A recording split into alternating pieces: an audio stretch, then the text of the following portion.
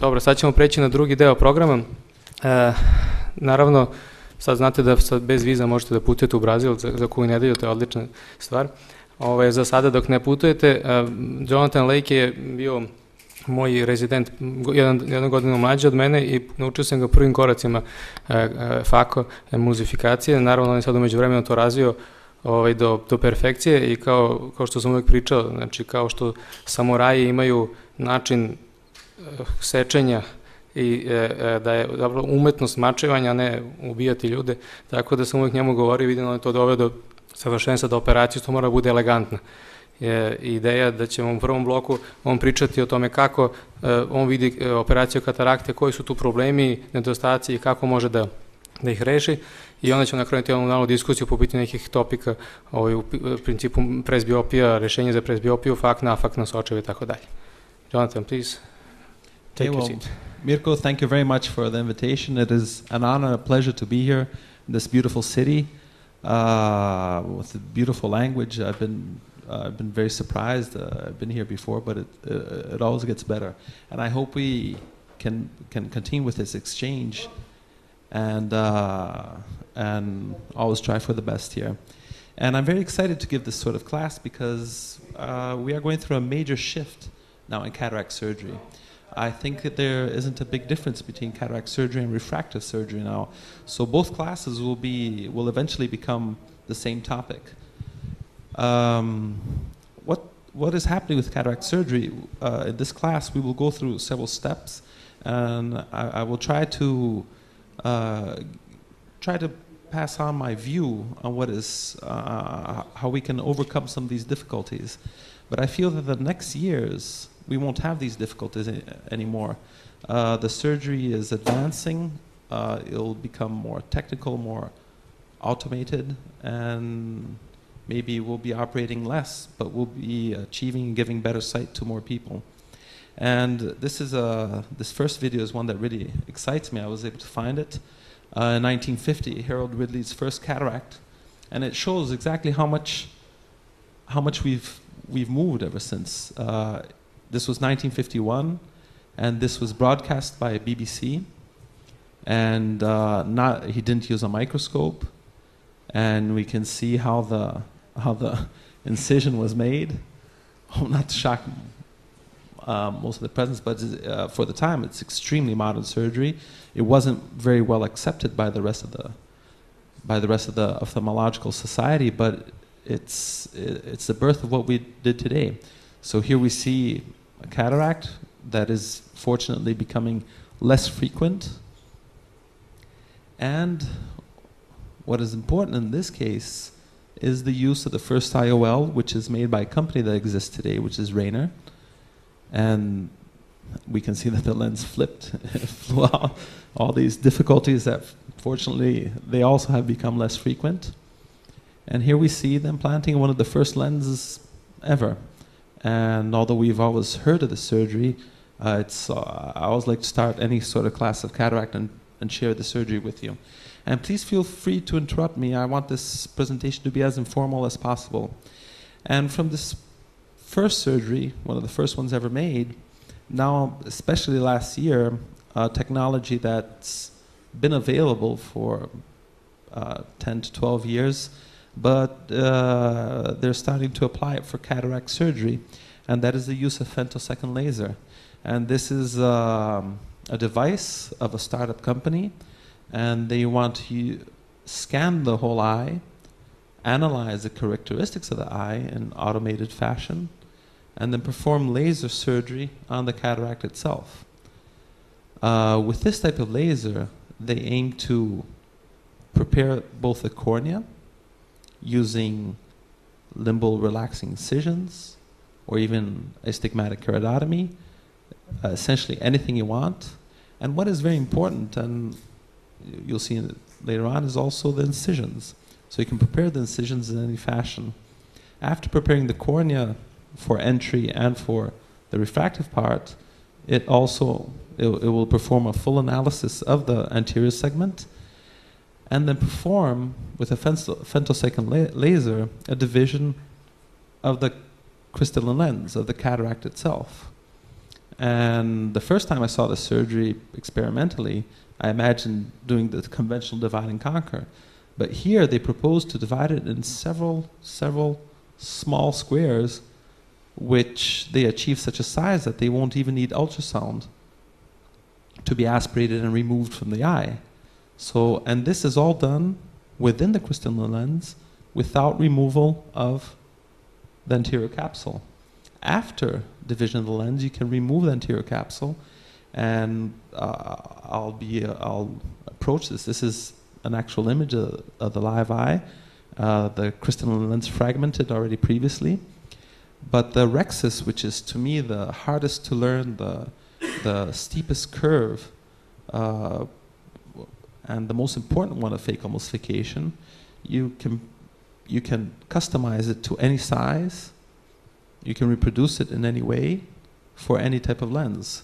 So if certain lenses demand certain size of capsular rhexis, you can just customize it to any way you want. So it's a little bit disappointing because you see essentially a robot, a machine operating the crystalline lens, but we'll be able to reproduce it. It'll probably be safer, hopefully, and it'll, not now because of the price, but we hope in several years it'll be available to as many people as possible. So I think that's what we'll be seeing in the future.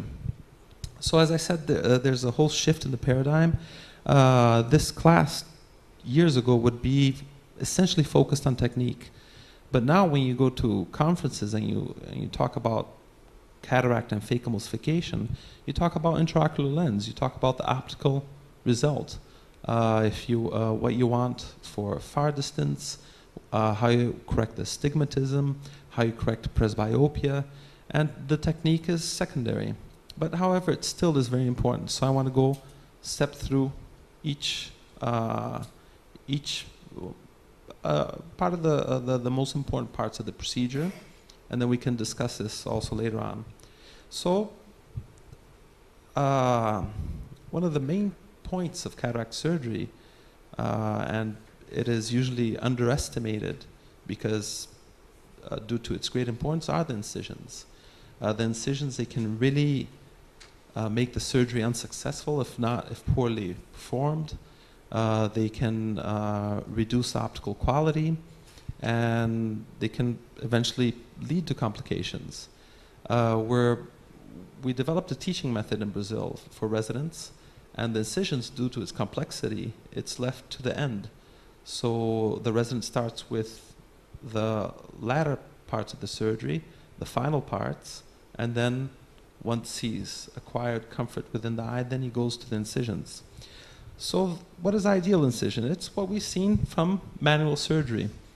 And it is important that the incision is small and self-sealed. Here we see a 3D diagram of how incisions should be made. And obviously always on these 3D animations is always perfect, as we always see on illustrations, but we know it's not exactly that. We want to develop a hinge anteriorly and also within the eye, so you can make it self-sealing and also make it the surgery minimally invasive. So this type of hinge approach first started really with the scleral tunnel. So that's how we learned. We moved the incision from the sclera to the cornea. Here we see an incision that is actually too big, and that will bring several problems. And extract too much, the flow of the liquid excessive, and also hernia of the iris. But the scleral incision made us learn and helped us approach and get closer bit by bit to the cornea. So here we see, this is in order to understand the approach, the two-hinge approach to the incisions normally. So with a sulcus, a previous sulcus, moving on to the making of a tunnel throughout the stroma, and then finally entry into the anterior chamber. So this type of incision, although it can be made, we tend to not go through with it, but it was good in the first times for us to learn how to use. So these are older surgeries using other type of lenses. But this type of scleral incision was nice and sealing. Now here's a corneal incision, and we can see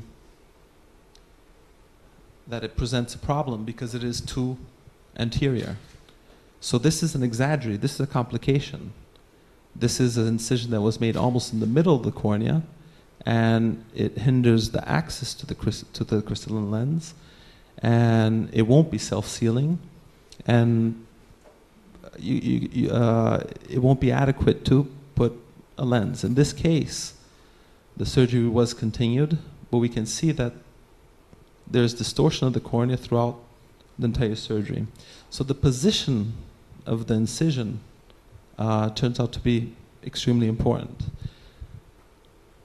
We are not using the sclera anymore, but we have to be aware to not invade the cornea too much. So here we can see that the incision is right here, almost a millimeter away from the cornea. And this will, although we can see that the surgery finished without major complications, we can see that we won't have an adequate result. Here we see another situation which is very similar. And this is also due to poor materials. So we have to be careful with what we use and how we approach these cases. So ideally, we will start from the limbus. We can perform a previous sulcum, try to achieve those hinges. But we have to always keep in mind and try to avoid that this type of anterior access can happen in any sort. So this is important to show how these complications work. So here we see once again the scleral incision being performed with a previous sulcus, and this can be done also on the limbus and also on the cornea. This is in order to understand how a correct architecture of incision should be made, with adequate tunneling through the stroma, and then finally an entry. And if you make the incision correctly, you can make it bigger and maintain that architecture if you start out with it right. This is a biplanar approach, so it is essentially a paracentesis without a previous sulcus. But the previous sulcus, we can see, can be made here on the limbus. These approaches can be, as we saw here, triplanar, which is that initial hinge that we saw, or essentially a biplanar. These are surgeries more for demonstration, so we can see here the type of blade that is used. The diamond blade, it does present more reproducible results, but a metal blade is what we usually use nowadays because of how we can use it, how it can be disposed of, and that's a tendency now with surgeries.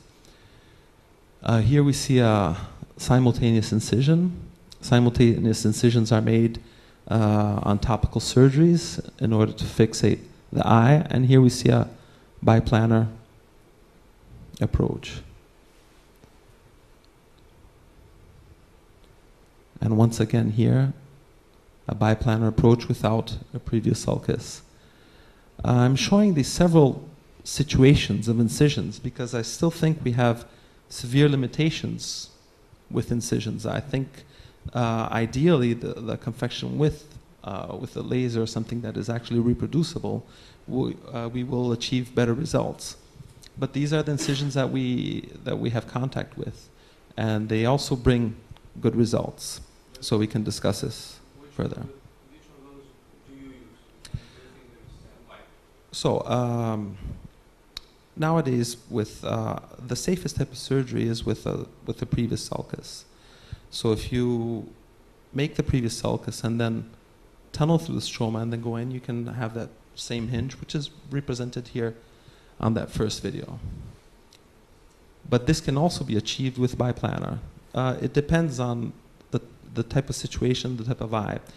The incisions nowadays I use in order to control astigmatism, to try to reduce astigmatism, and that I get from an analysis of the patient's cornea.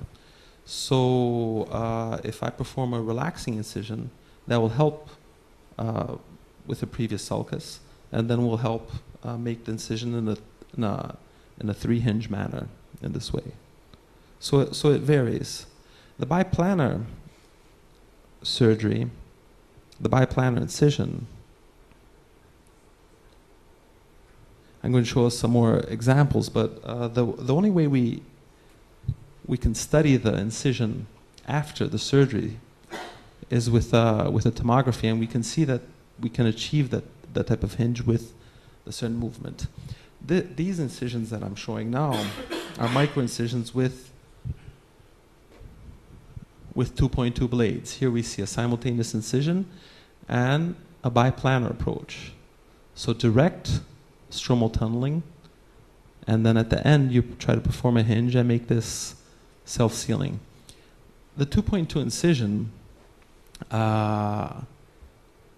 it is a tendency nowadays, because we strive to achieve a minimally invasive surgery, but I still think it is an incision that has several limitations. It is not as easy to make. You tend to stab the cornea more, you tend to tunnel a little less, but the smaller size makes it seal easier than normally. Here we have another example of a 2.2 incision, which is available with the newest kits. You can see that it's not performed as easily as with the other lens. So with a 2.2 incision, a previous sulcus will become important because you have more control over the surgery. A 2.2 wound is not as easy to make, and it's not such an easy surgery as with the more conventional blades that we saw in the previous incisions.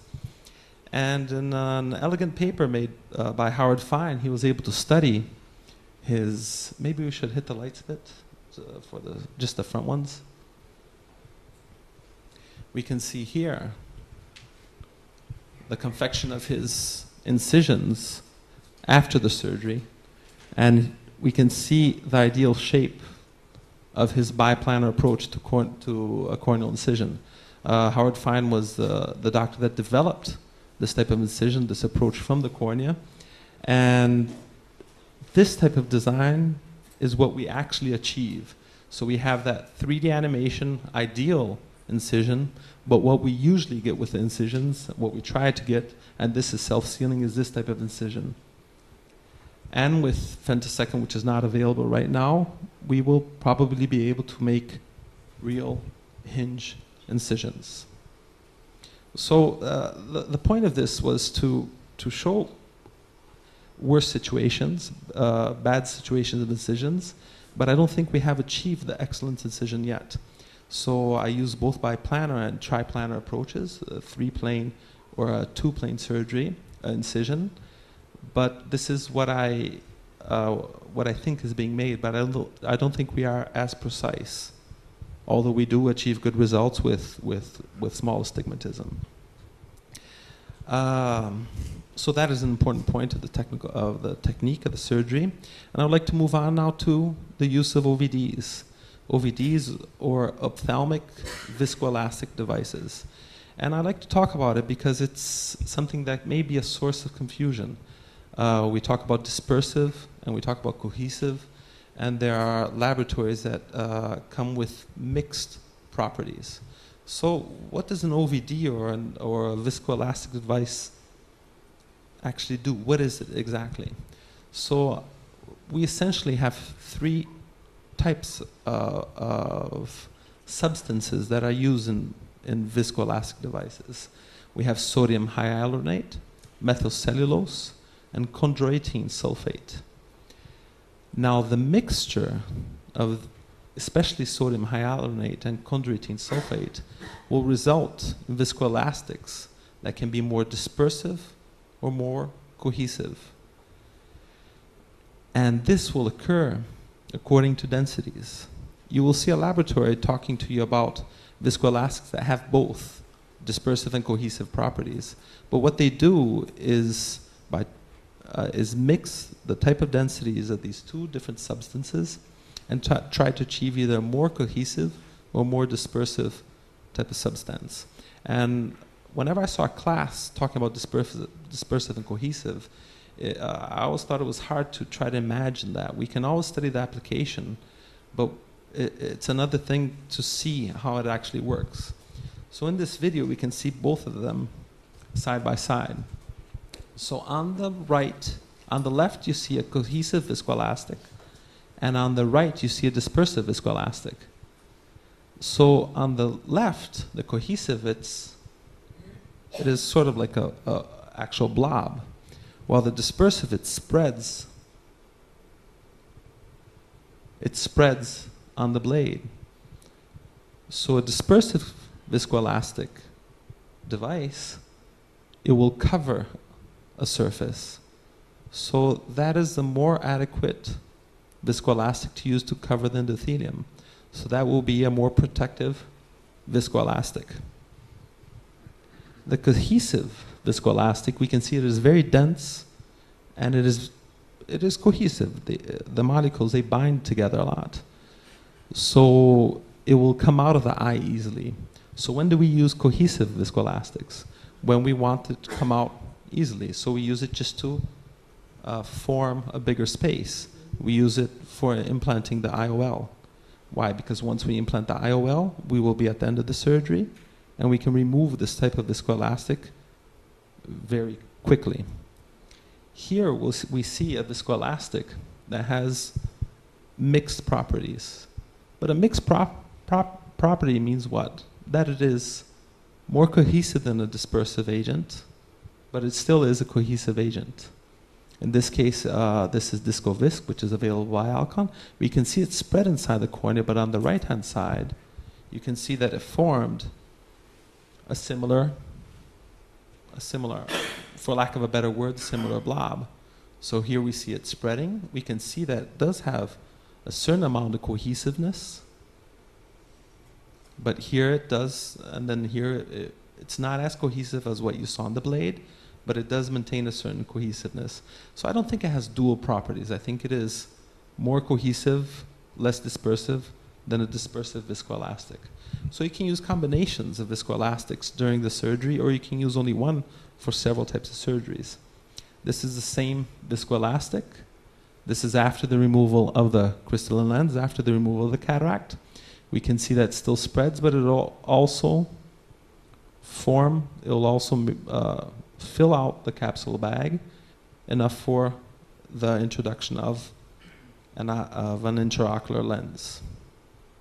And here it's interesting, we can see the dispersive qualities of it. So it doesn't come out all at once. We have to aspirate. This type of viscoelastic in a thorough manner. So we see, instead of coming out all at once, it is, we're sort of creating cavities in it. So it is important to go on top, and it is important to go below the intraocular lens. This type of procedure nowadays, since perfection is a hard word to use, but we want, the main objective of the surgery is to have the lens in a certain spot, in a certain position. That is the main objective.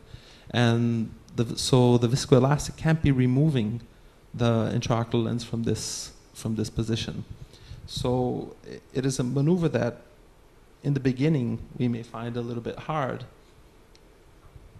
but with this type of irrigation aspiration device, and we can see that it has a certain type of curvature, if we just irrigate, the likelihood of us reaching the posterior capsule and causing a tear will be very, very small.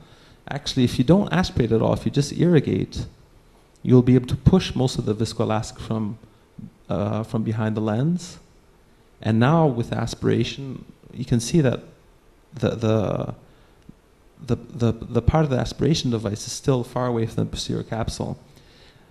I'm telling you this because this procedure specifically is very important for the modern cataract surgery nowadays. So as soon as you can start applying it on your day-to-day routine, the sooner you get to remove that fear of trying to do anything to the posterior capsule in this situation, knowing that you're doing a safe procedure, you'll be able to achieve better results, which is the lens in a specific position. So It's a lot to say about viscoelastic devices, but now I would like to talk about what I mentioned before is the most important part of phaco emulsification, probably the hardest part possible, which is the capsulorhexis. The capsulorhexis is extremely important because with the lenses nowadays, you need a whole. You can't have a ruptured capsule bag. The capsulorhexis will ensure that. It will ensure the position. And essentially, if you don't perform a capsulorhexis, while you can perform the surgery, you can still finish the surgery. Many times you won't be able to put the intraocular lens that you planned for, which means that you won't be able to put the intraocular lens that you spent a whole hour talking to the patient about. So this is very crucial. What I learned about the capsulorhexis, this came in a video recently in one of the conferences in the United States, and it was something that, in my opinion, just really made every capsulorhexis safe, although not 100% reproducible because you still have different variations during the surgery. So this is a capsulorhexis being performed by a resident, and it's very interesting because it shows certain steps that we shouldn't perform and what may happen. So with a forceps, the physician here starts with the capsulorhexis, and because of a bit of fear, he starts making it a little bit too small. So he interrupts it, he tries to correct it a little bit more, sees that it's a little bit too small, and will try to go around the previous opening in order to make it the size, in order for the size to be adequate. So we'll go around in a spiral, and we can see always the same standard type of tearing, which means we make a flap, and we pull the flap in a certain manner. We fill it up again with viscoelastic. We can see that it's a dispersive viscoelastic because it doesn't come out in clots. And here he starts again, now going more to the periphery, more than what we want, very close to the zonules. And now he's trying to push it down. And right here, due to where he could have finished the surgery, he maybe becomes a little bit insecure and then pulls it out. And this is a total situation that we don't want to see ourselves in. And here is where it is finished once and for all. So we have not exactly a break. This didn't actually go to the posterior capsule, but this is a situation very hard to get out of.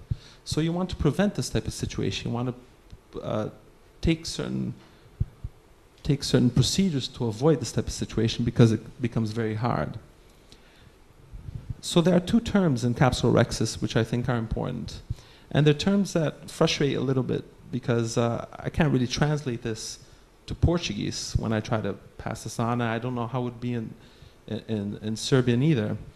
But we'll keep to these two words, which is tearing and shearing. And it's just two words for different ways of approaching the tear or the rip in the anterior capsule. So what we have traditionally here and classically is the confection, the making of a flap. We start here in the middle, which is a very safe part of the crystalline lens, and then perform a flap. And with this flap, we will always get it through here and use that peripherally and down to make a continuous circular opening on the anterior capsule. And here we can see this in this diagram. But in order to make this capsule, this type of tear, we need for the environment inside the anterior chamber to be very stable. We can't have any pressure from within the crystalline lens. So essentially the surface, the anterior surface of the lens needs to be flat. Because if there is some kind of inside pressure, then the flap will tend to go peripherally, and that will cause a tear, and sometimes a tear all the way to the posterior capsule. So with tearing, you have to be very careful. You have to, as we saw in the first video, you have to keep it stable, and you can't move out of what you originally planned for. We can see this in this video here right now. This is of a colleague, and this is not a normal cataract. It's an intumescent cataract. So the pressure within the crystalline lens is higher. It causes this tear to go outward. And now with the viscoelastic, which would be a maneuver classically made to make the environment more stable, we can see that it tears a little bit more. So this situation, it can be avoided with a different approach to the anterior capsule. So instead of tearing the anterior capsule, you can make a shearing of the anterior capsule. So here we see a diagram of a similar situation. Very classical, very similar to the video that was just presented. So instead of making the flap and pulling it outwards, you pull it inwards. So the tear would be going out here to the periphery. The approach, the management of this is grabbing this flap and pulling it towards the middle. Now there's one very important point to ensure that it won't tear towards the periphery, and that is ensuring that this pull is not made anteriorly. So it is important that the forceps, that you use a forceps to grab this anterior flap, but you cannot pull it anteriorly. You have to pull it at the same plane. So with this type of shearing, making a pressure which will be against the inside pressure of the crystalline lens, you can, and this can happen from any point, you can save that anterior tear. And this was a video that won an award at the ASCRS meeting. And this is what I think is really important for any kind of situation, because it can get you out of virtually any situation of an anterior tear. So here we see a similar case to that, a white intumescent cataract. We need to use trypan blue in order to see the anterior capsule. And there are certain signs that that should make us prepared for an intumescent or an increased intracrystalline pressure. And that is an enhanced curvature here towards the periphery. So let me see if I can pass this forward a bit.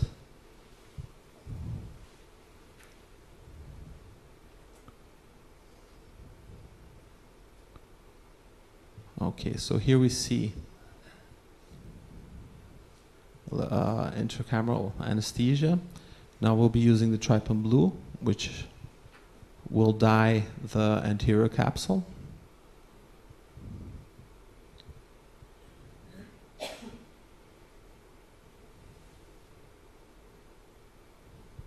And then let's see the performing of the rexus. So here it is full of the dye already.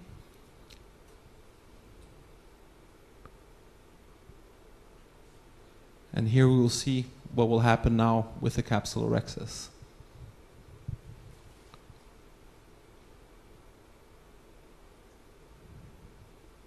Just a little bit more.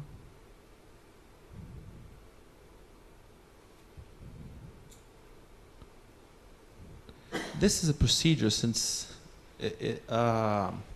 is a procedure to try to relieve the crystalline lens from the inside pressure. So you use a needle to aspirate some of the cortical material.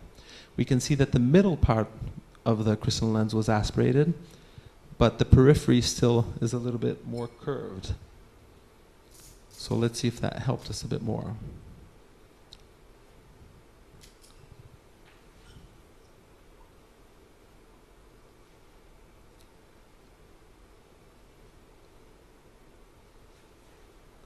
So here we're going to start the rexus.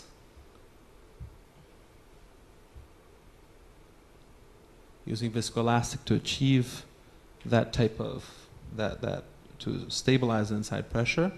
Here we see the performing of a conventional tear. So we see the flap being pushed over. We see it being pulled through the flap classically. And this was with a previous procedure. And now we will see it beginning to move towards the periphery. So it's similar to that first case. You put in the viscoelastic to try to not, so it won't go any more towards the periphery. This is still the conventional tearing. And we see with the tearing, it'll move even more towards the periphery, and that is very dangerous. So right now, see, this is right close to the zonule. If you continue like this with the conventional tearing, it will go towards the periphery. So what I do now is stabilize the capsule in that manner, and I will put in more viscoelastic that will push it down. And now with the forceps, you grab the anterior capsule and pull it towards the middle while pushing down the crystalline lens. So you compensate for the pressure within the crystalline,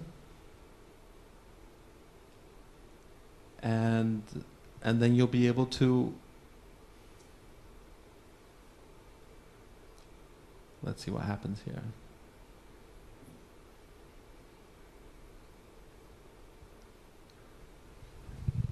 Yeah, the idea is to pull from the other video. I think this video is another one. This is a different approach for the capsular rhexis, but it was in the same position.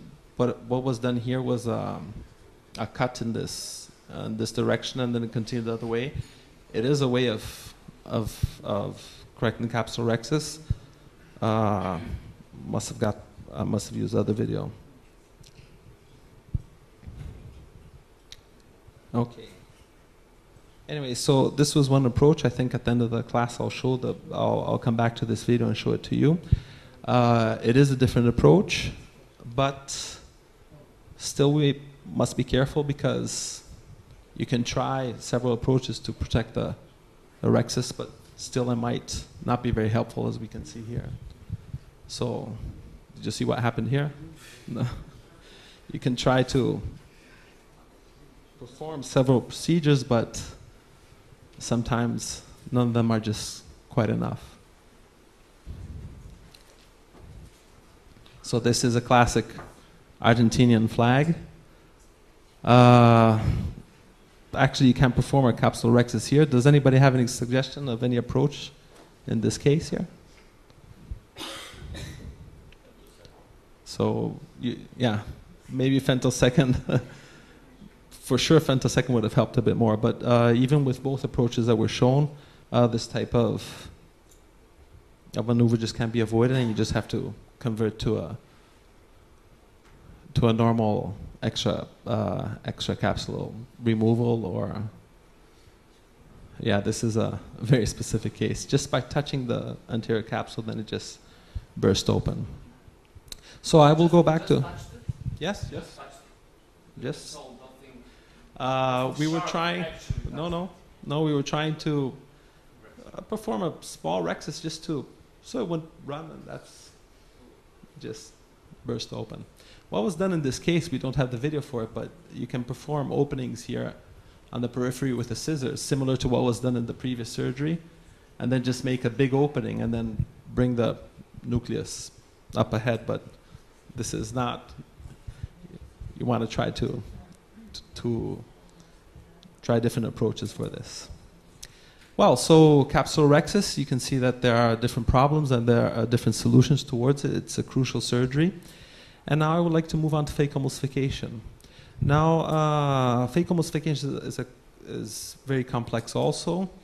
So I'm just going to share my approach towards the lens and the philosophy behind that approach. We're lucky now because all devices, I'll concentrate on one of them, but all devices now, the more modern devices, they're capable of removing any kind of cataract from the eye. So the choice of a certain device to remove, to emulsify a crystalline lens will depend on what the laboratory has to offer. So on the customer relationship with the laboratory, and that will be with technical support and IOLs and so forth. But every single one is capable. And my approach to the lens is to try to fragment the lens before actually emulsifying them.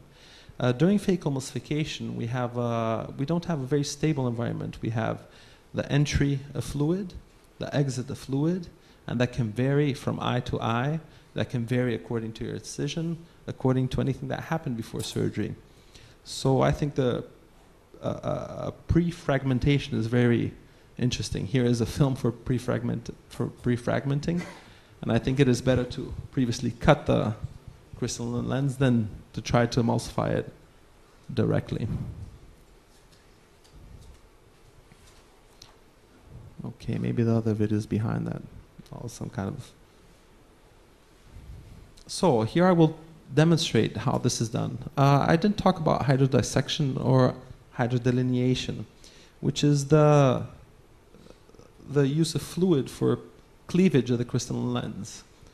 And for hydrodelineation, it is important, for hydrodissection, it is important to isolate the anterior capsule and then inject carefully the fluid. But the hydrodelineation, which separates the cortical nucleus from the epinucleus, to me is very important because it is a safety procedure for pre-fragmenting the nucleus. Because what does it do?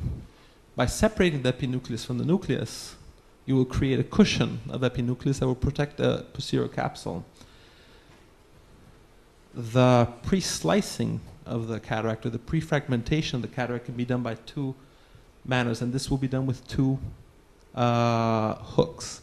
These hooks, they are 2 millimeters in size, and you go through the epinucleus on both sides, and then use that to fragment the cataract. We can see this is a grade 3 cataract. It is a denser cataract, and we don't have any fluid coming in or out, so it is a very stable environment.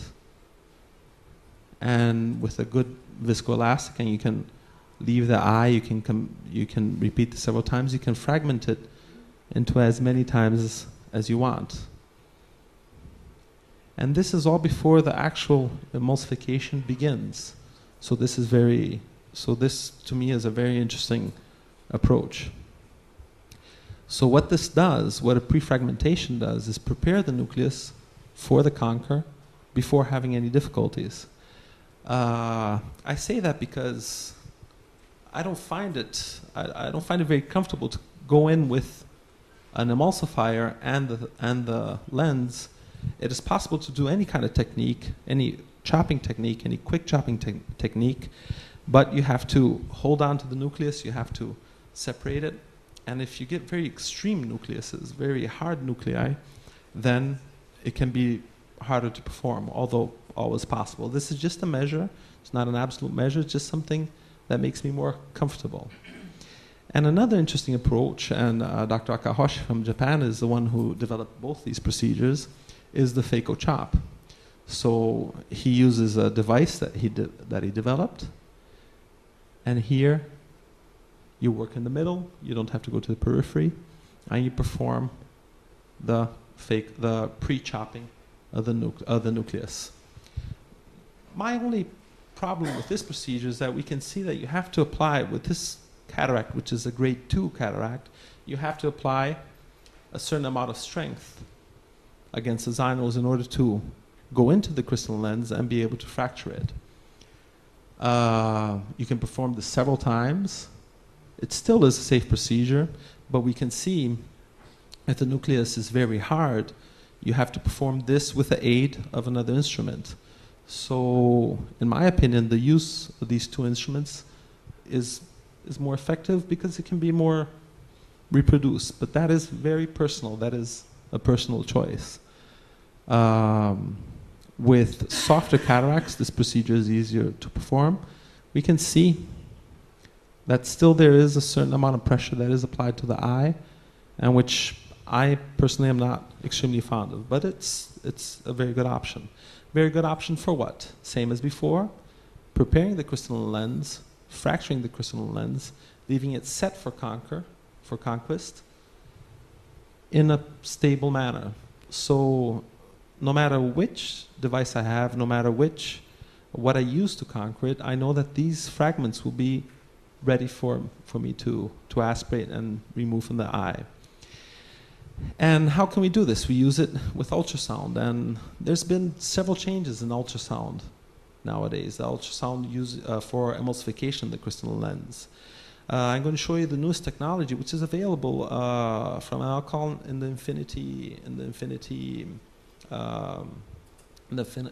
fake emulsifier. This is a tendency. AMO has come out with their own emulsifier that uses a very similar approach. And what they do with the Azo technology, and this is a demonstration of it, is, while ultrasound isn't the tip from the handpiece moves in ultrasound speeds backwards and forwards. With Azo, which is torsional oscillation, what it does is turn the tip of the handpiece in ultrasound, in an ultrasonic speed. What happens is if you act this way instead of this way, theoretically you would act on a bigger surface, and by acting on a bigger surface, you can you use less chattering, you push the fragments away less, and you are theoretically more effective. They present us with a video in which they do computer mapping. I don't think it'll be very visible here, but what you have here is an experimental model. You have several beads, microscopic beads, that are mapped by a computer, that are followed by a computer, and then you can see how the beads go into the tip itself. So in the model that they present in this experimental model, the longitudinal, the conventional ultrasound, due to chattering, it tends to push these microscopic beads away, and then eventually they start going in. With the torsional ultrasound, with the other technology, this computer model shows a more stable, a more dynamic path for each of these beads. So instead of being pushed away and then eventually being aspirated, they just go naturally into the tip, and that is due to higher surface of contact. What have I seen in practice? So we use this with a microincision. The problem with, let me just pause this a little bit. The problem with a microincisional tip, there's a problem with a microincisional tip. It is too thin. They try to make the opening of it bigger, but it's still too thin. So it's like a funnel. And the problem is if you're trying to aspirate dense material through a funnel, it'll tend to be blocked. So we will see here that the emulsification is effective, but it does get blocked. And when it gets blocked, it changes from normal ultrasound to conventional ultrasound for a very short period of time. This was their solution for these harder cataracts. What's interesting about this, and we can see usually when you perform it with their normal device, the fragments tend to go around the anterior chamber and hit the endothelium. Here we see hard quadrants being emulsified right at the tip. We don't see much chatter. You don't see everything going around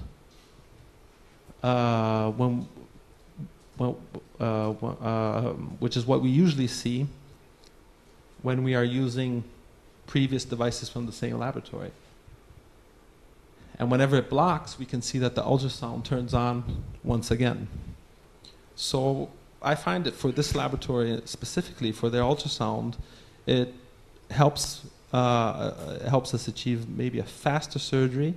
I think it is a little bit more comfortable. It wasn't very comfortable when you achieve blocking, but it became more comfortable. I think they will develop it more and we'll have better solutions and easier solutions for cataract surgery.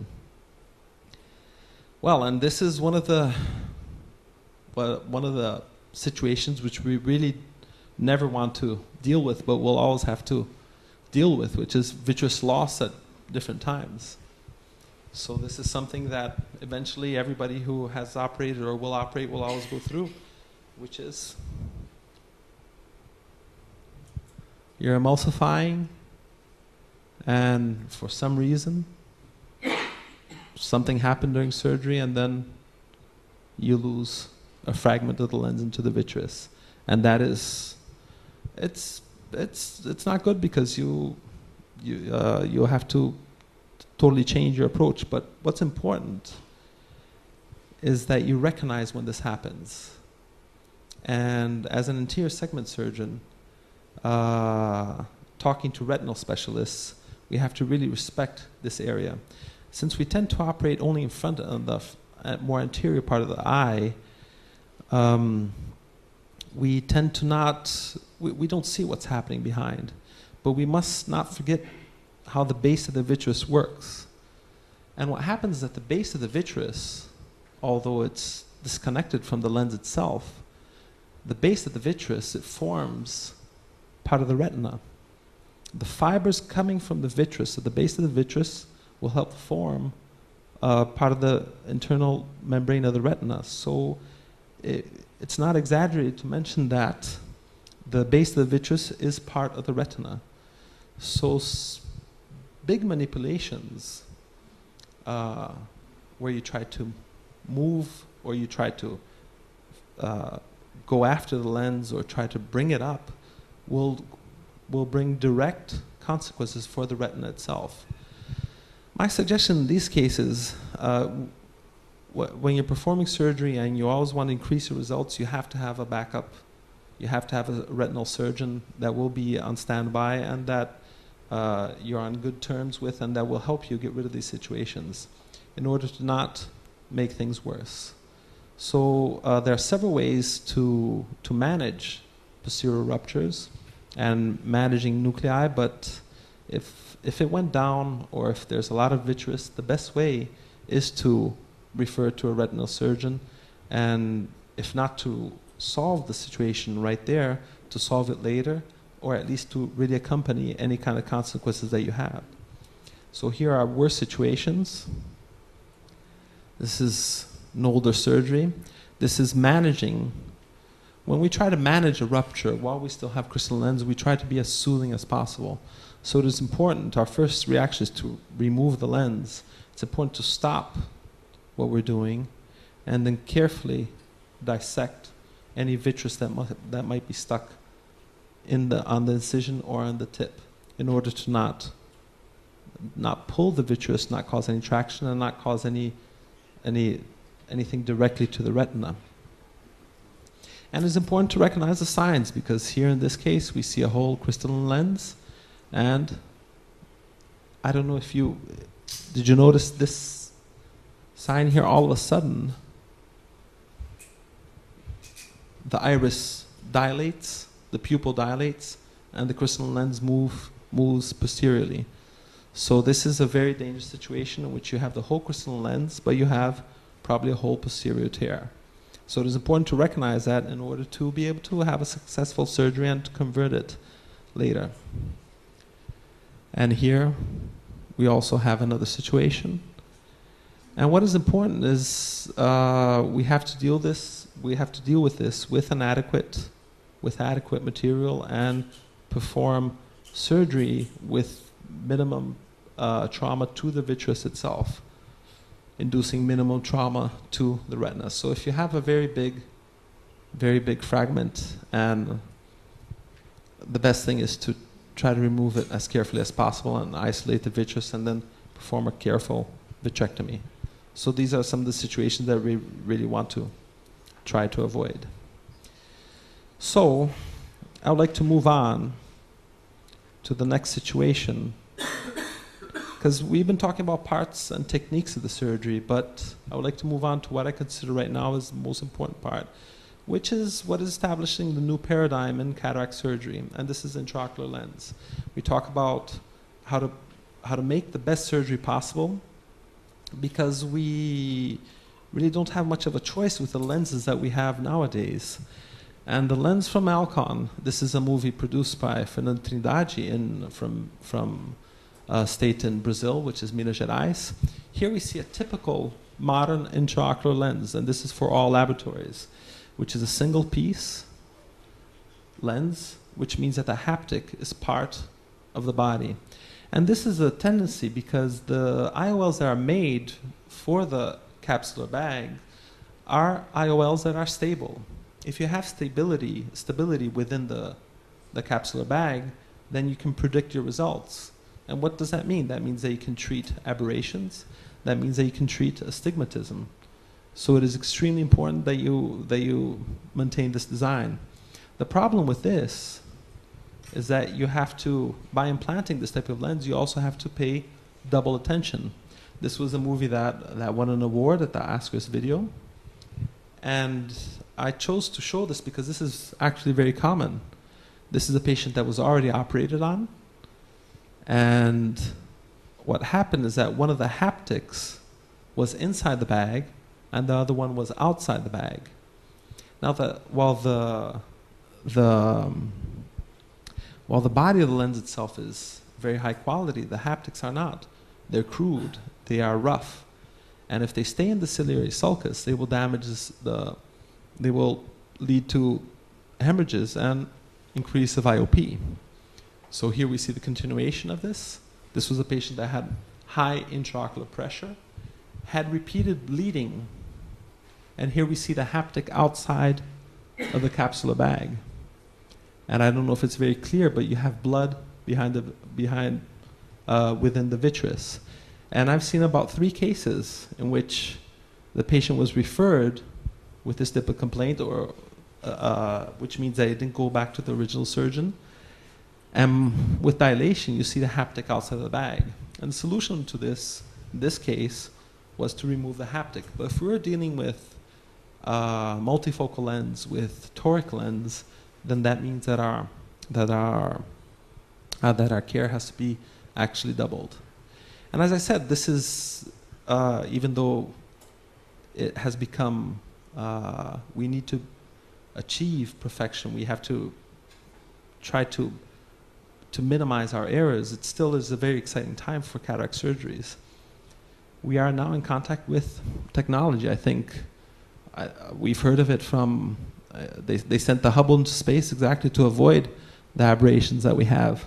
And when it was realized that these optical aberrations could be detected in the eye, then that just opened up a total new field for us.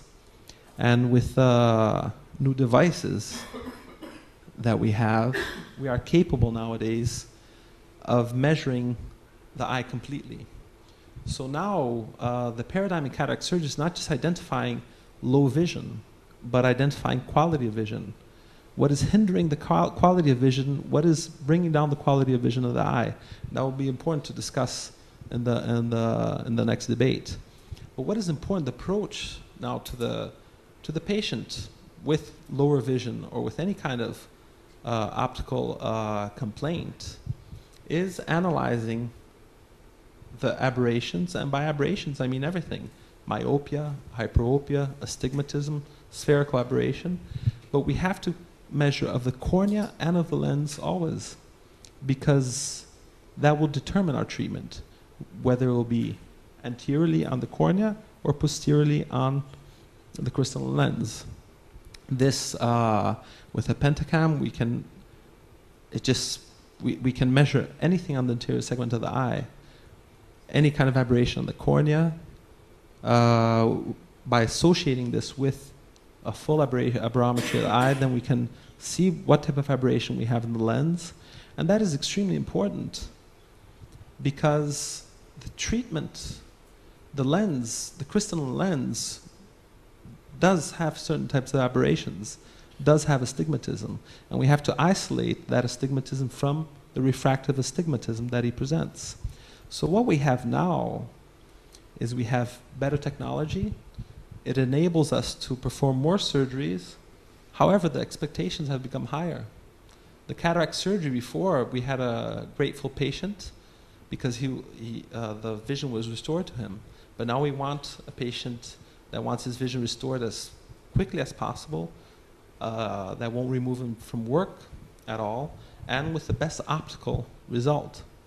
So when we approach a patient with cataract, we will evaluate the stigmatism. And this is very important because we have the stigmatism from the refraction, but we have to see where the stigmatism is. Is it on the cornea or is it on the lens? If we don't detect that, we can actually make the stigmatism worse. Same thing with the spherical aberration. Nowadays, all laboratories have intraocular lens that are aspheric, that do not have spherical aberration, or that can compensate for determined types of spherical aberration in the cornea. This is a graph that shows what we do with conventional IOLs. So you see that the cornea has a certain amount of spherical aberration. The lens, the spherical aberration, changes along the life. But if we put in a conventional intraocular lens, then the aberration will increase tremendously. So I think we still have to stick to the concept of trying to, if not making it better, at least to not make it worse than it usually is. This is for nowadays. Here we see why this is so important, why it's important to know the types of aberrations in the eye. This is surgery with a toric intraocular lens. So we have to detect the stigmatism, which portion it is. We detect that there's stigmatism on the cornea, and we compensate the cornea with a toric intraocular lens. The image isn't that good, but what we do here is mark the cornea so we can position the lens in an adequate manner. And here we see, with the same design, the same type of lens, a multifocal intraocular lens. This is with an incision, with a relaxing limbal incision. Here we will see that there are diffractive rings in the middle. There are different approaches for treating presbyopia. I think we'll be able to debate this. This is another type of intraocular lens.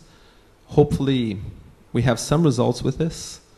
They're not as satisfying as diffractive lens, although, albeit diffractive lens have several limitations. But what we have nowadays is that we have to increase our knowledge. We have to learn about the surgery itself, but we have to know about the results of the patient, of what we should expect. We will only know what we expect if we have everything beforehand, if we are able to analyze everything in the eye and also analyze the outcome. But what has really changed, what is going to increase more and more, and that's going to be hard because we're going to have more and more patients, is the chair time. So the knowledge you acquired will have to be shared with the patient, because the decisions for the intraocular lens will have to be shared. It's a joint decision, and it's a hard decision to be made jointly. So this is what is going to increase. This is what you're going to have to deal with. The technique will become secondary, so this will be the more important approach in the patient with cataract lens nowadays. So I want to thank you very much for Bono Lava, and it'd be great to open up a debate with you now. Do you mind discussing a few points with us? Sure. My name is Operaciji. I'm also an ocular science surgeon. As I've heard, you were in the university setting before, and I'm in private practice. So I'm working in both types of practices today, at the moment. So we have more or less the same experiences. Let's follow your own agenda. The first point is femtosecond laser. Now, I would expect that you would get a less resilient capsulorhexis than is done mechanically when using femtosecond laser. You're actually making small explosions in the capsule. So, and in terms of vector forces that you make in there, you will get a sort of 245 degrees small tears at each point where you hit the capsule with femtosecond laser. As you remember, there was a Swiss company, Oertli, they made a so-called Ploeti capsular access device. That Easy Rexis, right? Yeah, so-called easy Rexis, and it seems that it was like 10 times less resilient to shear and tear forces than manual capsular access. So I'm not very happy about this idea. I don't think that it will work very well. And you may also get the bridges in corneal stroma because of the mechanism of femtosecond laser. So you would probably have to use another mechanical device to break the bridges when you're making stromal dissection with femtosecond. So what I like definitely is the breaking of the nucleus, which seems very promising. But the rest of it, seems to be like industry driven very much. Yes, definitely. The femtosecond does mean an increase in cost. With the Easy Rexis, which was available from the Swiss company, you did have several irregularities. I have never performed femtosecond on the anterior capsule, so we'll have to see more independent opinions. The opinion so far, and this is just mentioned, so I haven't actually seen it, is that you don't have the same type of those micro lesions that you usually have with the other Rexis. But that is definitely a very important point that has to be made. I find it hard to beat the tearing with the forceps, because there you really have a continuous capsular Rexis. But with the new, the problem is the acquiring the technique. If there's some way to make this type of procedure cheaper or more available for more people, then maybe it will be a better result. But this is something that remains to be seen. Let's see if it will be worth more getting a laser than just the forceps to perform in the capsular Rexis. Okay. So that's going to be an important part. Thanks. And considering the triplanar versus biplanar incision, I hope that you don't mind, but I will never perform a triplanar unless it is combined with LRI, because I don't see that you get any added stability with triplanar in combination to biplanar, and you get a little bit more pain and debris in the wound, etc., etc. So I would personally do a biplanar always, unless it is combined with LRI. Yes, on my day-to-day practice, when I don't use an LRI, I use a biplanar incision. I find it easier to perform, with the exception of the 2.2. The 2.2, the initial incision, it's just not as stable as the 2.75. But that's just an observation. It still seals pretty well. With the LRI, you find it more stable. It's that there's a lot of discussion towards that. My personal opinion is similar to yours. I think the triplanar without the LRI, without the relaxing incision, does bring more pain. He feels foreign body, but it's with this current fear of endophthalmitis and an increase of endophthalmitis with corneal incisions seen in the literature, then it's a discussion that has to be raised. And personally, I go for biplanar incisions when I don't apply a limbal relaxing incision. Right. So thanks. And I don't want to be too boring, so not at all. I'll jump over a few of these questions, but let me just make a remark, the final one. It seems that Masket used latanoprost when he had one haptic in the sulcus. This doesn't make sense. It's almost a visio mertis. Latanoprost increases melanin production. Latanoprost increases inflammation. So it will decrease the intraocular pressure, but you should not treat this way. There are other drugs that one should use, and it's nice that he presented it, but it's wrong. Yes, I agree 100%. The solution is you can't have the haptic in the ciliary sulcus. With any medication, it'll bring several problems. In this case, there was intense fibrosis of the capsule, so what he did was cut the haptic off. But one should always pay attention. Once this situation is detected, immediate treatment with repositioning of the haptic.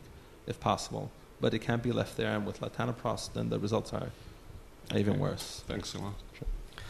Okay, so just I will introduce just 2 topics before the coffee break, and I would like first Jonathan and Paolo to discuss, to put 2 different points of view, and then anyone else can also say. One would be the presbyopia solution that we just touched now. Presbyopia, we know the problem is at the lens level, and although a refractive surgeon, there is a lot of pressure about doing the strange presbyopic changes on the cornea because of the crystalline lens. Now, I would like you to see, let's say, 2 different approaches of presbyopia. Say you say something about the multifocal IOL approach. If you want to treat presbyopia, you can say something about monovision in general, mixing both monovision with IOLs, and you can also maybe say something for monovision on corneal lens or the LASIK. And then we'll see. Let's see what is good point and bad point about it. So, if you could please say what you think about the solution of presbyopia with the multifocals. What is good for it? Okay, so now for multifocals, the lens, they're not really multifocals. We have certain options to treat presbyopia with pseudo-accommodative or multifocal lens. You have lens with diffractive rings, and what they do is they divide the light so you can have far distance and near distance. You have refractive multifocal IOLs, which have different dioptric powers within the body of the lens, and they're not perfect approaches, and they're not multifocal, they're bifocal lenses. So they give you far vision and they give you near vision at a determined point. We've had a lot of experience with the Restore Plus 4 and now with the Restore Plus 3. The refractive lenses, we've had a lot of experience with them too. And another approach would be what we saw in the final model would be an accommodative lens in which the lens can dislocate in order to permit near vision. So my experience with the Restore was a Plus 4, albeit you had a J1, 20/20 vision near and good vision far. It was very close. So it had to be a certain type of patient. It couldn't be a very demanding patient, and you had to talk a lot before and after the surgery. Going to Restore Plus 3, then you have a more natural near vision. It is a very solid vision, a J1 vision, but dependent on light. So the smaller the letter, if he actually wants to see J1 and he can see J1, it has to be with a good focus of light. The selection of the patient, it has to be a patient with no changes on the retina, and there are certain alterations in the retina that can show up later. So it's important to identify risk factors, and also no astigmatism on the cornea. I do associate limbal relaxing incisions for lower astigmatisms, but when the astigmatism is high, I find that even with other procedures such as LASIK, you have a poor quality vision. Not a bad quality of vision, but then you have to talk to the patient and have to see what he is going to expect. As in when comparing to monofocal IOLs, I think you have to more than ever customize your treatment. I do find that with 2 multifocal IOLs, you can see very well, comfortably. You have to really analyze the patient, see if he's going to what type of vision he's going to achieve. In normal lighting situations, you have good contrast, you have good vision, but at nighttime you do have a loss in contrast, approximately 10%. You do have glare, you do have halos. There is a adaptation to this, which may last several months, but you have to see if the patient will be willing to neuroadapt. But it still is my preferred, I do use monovision, but my preferred choice of correction for presbyopia, surgical correction of presbyopia, is with multifocal lenses. As I said before, it's very important to analyze the lens itself, You can do that with the different devices that we have. You have to analyze the quality of vision. So a patient that is 20/20, an easy 20/20, that is relatively young, that is very active, that doesn't really complain, or that uses glasses all the time, may not be such a good candidate for multifocal IOLs. Whereas a patient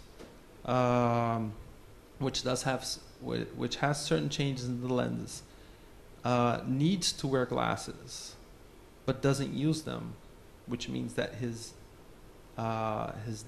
expectations aren't that high, or he doesn't see very well to begin with, then that would be a better candidate for this type of patient, for this type of IOL.